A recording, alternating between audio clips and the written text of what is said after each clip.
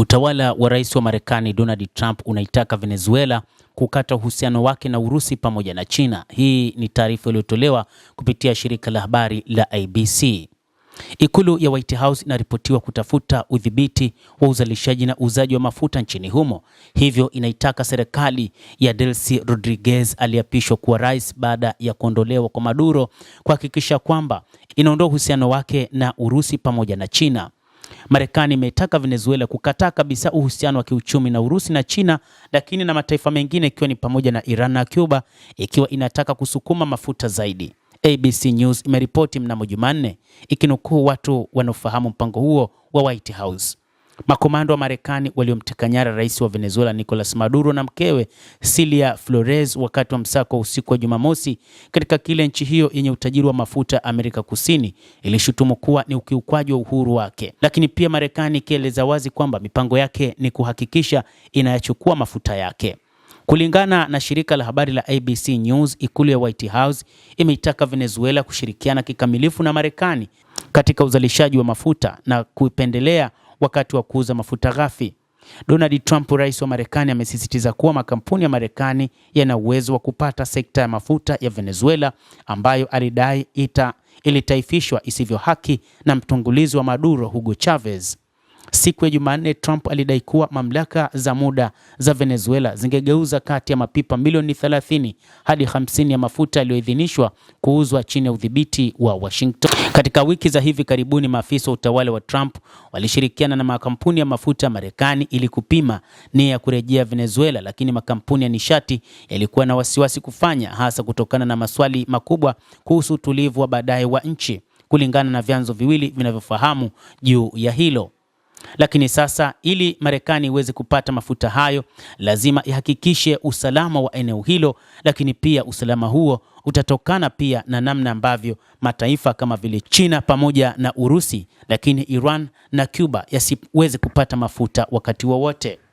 Delcy Rodriguez, mshirika wa Maduro aliyeapishwa kama kaimu rais siku ya Jumatatu, alikanusha kuwa Marekani au wakala mwingine yoyote wa kigeni ataidhibiti Venezuela. Mamlaka ya Caracas imetaka kuachiliwa kwa Maduro na Flores, ambao wote walikana mashtaka ya ulanguzi wa dawa za kulevya na silaha walipofikishwa katika mahakama ya New York siku ya Jumatatu. Operesheni ya kijeshi bila tangazo la vita au azimio la Baraza la Usalama la Umoja wa Mataifa inawakilisha kitendo kisicho halali cha uvamizi wa silaha wa asili ya kigaidi, mwendesha mashtaka mkuu wa Venezuela Tarek Saab alisema. Akizungumza katika Baraza la Usalama la Umoja wa Mataifa siku ya Jumatatu, mjumbe wa Urusi Vasily Nebenzia alielezea kutekwa nyara kwa Maduro kama uhalifu wa kijinga ambao hauwezi kuhesabiwa haki. Mjumbe wa China Sun Lei pia alilaani Marekani, akisema hatua yake nchini Venezuela inatishia amani na usalama katika eneo hilo. Rais wa Marekani Donald Trump hapendi kuona ushirika kati ya Venezuela pamoja na mataifa ya Urusi pamoja na Uchina, ambapo anaamini ikiwa mataifa hayo yatakuwa na uhusiano na Venezuela, basi itakuwa ni ngumu kwa taifa hilo kuendelea kupata mafuta. Hata hivyo, Urusi imeweka wazi kusema kwamba itaendeleza uhusiano wake na Venezuela. Urusi imeweka wazi kusema kwamba itaonyesha mshikamano na Venezuela kupinga ukoloni mamboleo ambao unataka kufanywa na Marekani. Kupitia wizara yake ya mambo ya kigeni, Urusi imeweka wazi kusema kwamba itasimama katika mshikamano na mshirika wake wa muda mrefu Venezuela katika kukabiliana na vitisho vya wazi vya Marekani.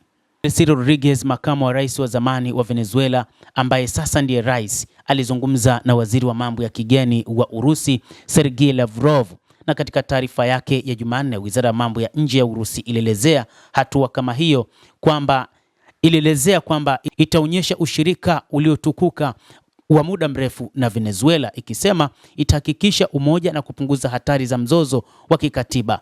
Moscow ilithibitisha tena mshikamano wake usioyumba na watu wa Venezuela na serikali yao. Urusi iko tayari kutoa msaada wote muhimu kwa Venezuela, wizara ya mambo ya kigeni ilisisitiza. Mtazamaji wa The World News, endelea kutufuatilia, lakini usisahau kulike, usisahau kucomment, kadhalika na kusubscribe channel yetu hii ili upate habari hizi kwa mapana hapa The World News. Mimi ni Adam Hussein, endelea kuwa nasi wakati wote, endelea kutufuatilia.